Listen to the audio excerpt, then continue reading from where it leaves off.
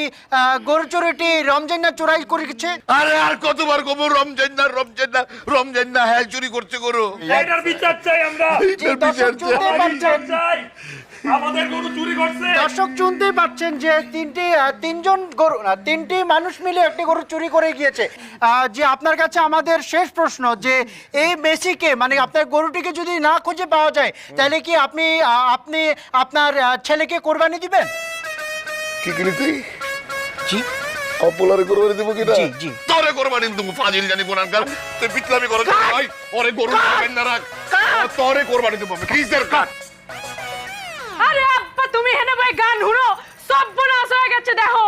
আপনার গরুটি কে চুরি করেছে বলে আপনার মনে হয়? আরে কইছি তো, আমার প্রতিবেশী এই রমজান সরকারে চুরি করছে।